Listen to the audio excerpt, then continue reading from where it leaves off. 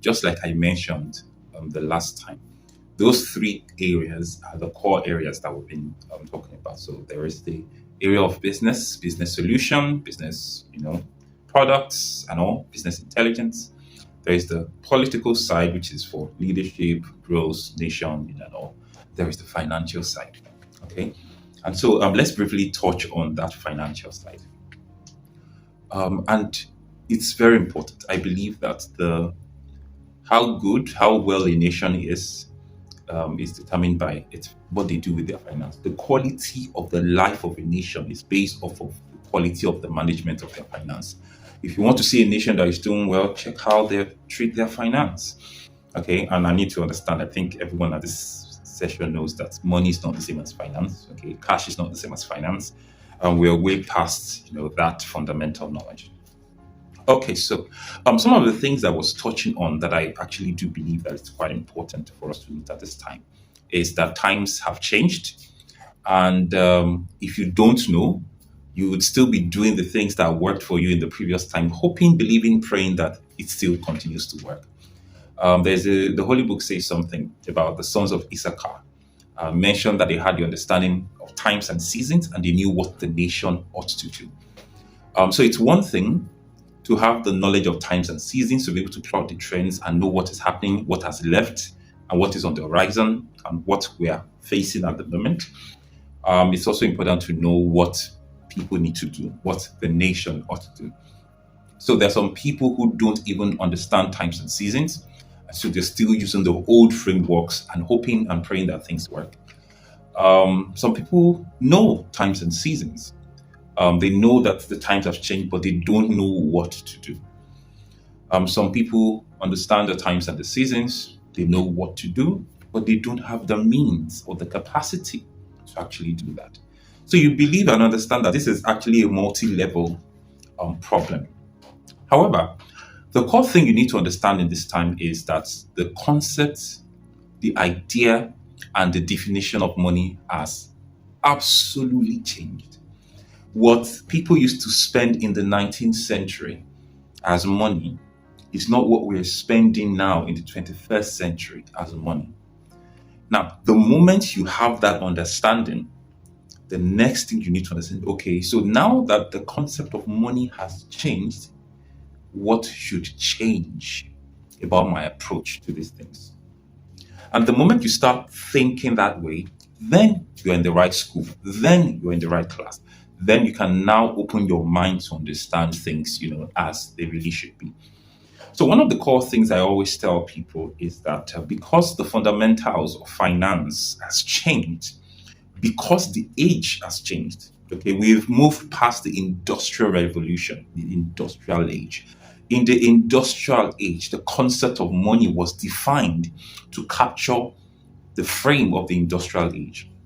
And many people will actually still believe that we are in the information age. I'm sorry, we've actually breezed through the information age. Now, it's actually a spectrum. Okay, we're not completely out of the information age. We're still using information to define our culture and all. But you need to understand that within the information age is what is called the intelligence age. And that's where we're at. And if we don't understand that we're in the intelligence age, and you don't even know how to do, I'll give an example. When it comes to wealth that is defined by the age, the lot of people who became millionaires, hinged on the framework of information because we're in the information age. So that's where social media became a thing, okay, information. We have digital currencies, information, securities, information, software, information. A lot of things thrived because we were in the information age. Now, there's been a slight evolution, from that information age now to what? The intelligence age. Now, when you look at the intelligence age, what the concept of money and the concept of finance has evolved. And if you don't keep up with it, you will lose money because what you're actually spending is the money of the information age and not the money of the intelligence age. Now, when we look at money in this age, the evolution of money is has like about three main pillars. Now, the first pillar talks about human intelligence. Human intelligence has a really intentional part to play in all of this. We also have digital finance, okay, and that is what gives money its definition, and its frame. Human intelligence gives money sort of like its capacity, and the final thing is global connection. Now, when we're doing what's it called now, trade by barter, the barter system of trade, it was about goods and services, okay, and then money was that intermediary. But now that we're thinking human intelligence, we're thinking digital finance, and we're thinking global connection, you have to begin to think how these three things will actually marry together. Now, digital finance is not paper money. I'm sure you know that. And for those who are in the trends of the news, you begin to see nations that are gravitating towards what we call a digital ID. Why? Because you cannot create a strong foundation for digital finance if we are not all in a digital space. What that means is businesses will be done in digital space. We will have a digital form of government or governance. Now we have digital finance. We will have digital products. We will have digital relationships. A lot of things become digital. Now, the digital world is essentially what created the path and the way for digital finance or digital currencies. And part of what digital currencies there are includes cryptos, tokens, and trusts. Now, the money that you see in your bank app is not the money that is in the bank. The money that you see in the bank app is your digital currency. And the interesting thing about that is you do not have access to all your money in the bank. You have access to your digital currency. So what that means is that your digital currency is what allows you to have definition and some sort of control over the actual money that you have. Okay. Now, when you place certain commands that you want to make withdrawal, it is the information goes to the bank. The bank checks their system to be sure that they actually have that money. If they have that money and they are able to let go of that money or release that money to you, an instruction goes back to your digital account, a deduction is made, and then that money comes to you. But you begin to see that a lot of nations are now moving for digital cash. Everything is now digital, paperless. Okay, and that's because the world is getting poorer. Maybe not poorer is not the word. The world is amassing more debt, so much debt that it has become even costly to have physical cash to hold that digital debt. And so one of the best ways organization can go about it is actually to have digital finance, and then debt becomes digital. Now, when you begin to think in lines of this, that's just a small piece of what digital finance is. The kind of business you need to begin to create now must be the kind of businesses that would be relevant in an intelligence age. I know that a lot of people are quite not aware yet, and so they're still propagating the gospel of information age, which is not bad. It just means that people right now, if you're just starting to create a business for the information age, you actually late to the party. We've had the best of food, the best of drinks, and you're just coming into the party. Now, the way to maximize this new season is intelligence. Now, the world is now running on artificial intelligence, is becoming the life of a lot of things. A lot of people cannot make decisions without artificial intelligence. People cannot create images without artificial intelligence, cannot create videos, cannot critically think through their ideas and thoughts without GPTs and AI. And that is letting us to understand that we've come into that intelligence age. And I cannot tell you the kind of businesses or the kind of products to create. But what I can tell you is you need to understand the framework that would allow you to see the problems, the opportunities, that would not help you to create the solution. But here is the big problem. The more we are open to artificial intelligence, the less creative we become. And so it gets to the point where we're not able to solve our problems by ourselves. We trust digital artificial intelligence to create solutions for us. But do you know what that means? The commodity, one of the most important commodities in human governance, human transactions, human relationship is trust. Trust is what allows us to accept money as value. Paper is worthless.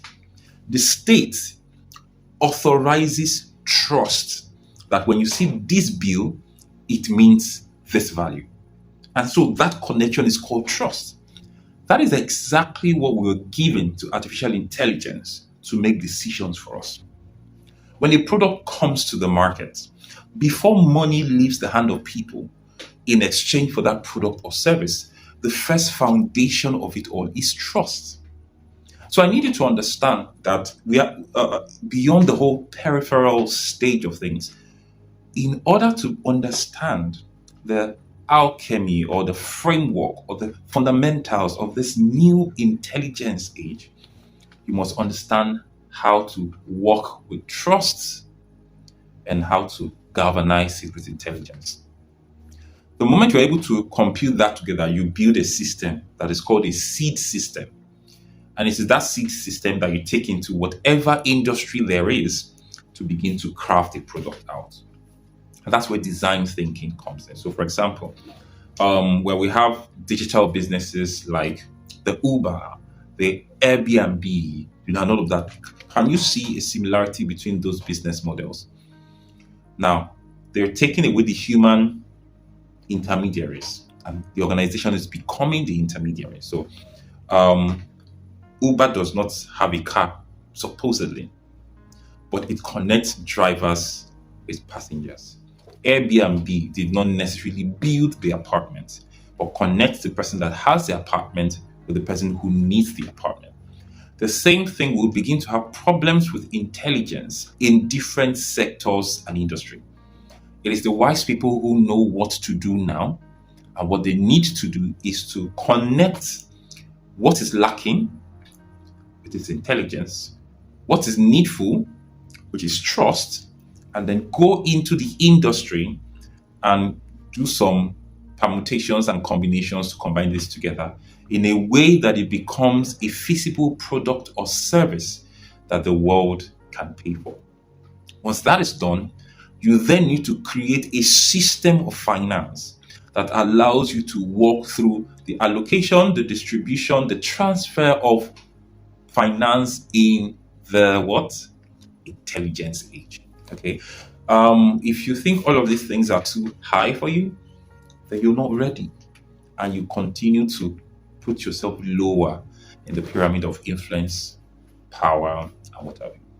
So this is just for the people who believe that they do have a part to play. They don't know what to do. They need a nudge in the right direction. I'll tell you, find wherever intelligence is lacking. Before that, you must have had a system of intelligence yourself to bridge the gap.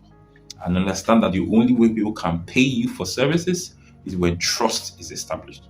So understand the psychology of trust, the spirituality of trust, the commodity of trust, and leverage it on your business ideas.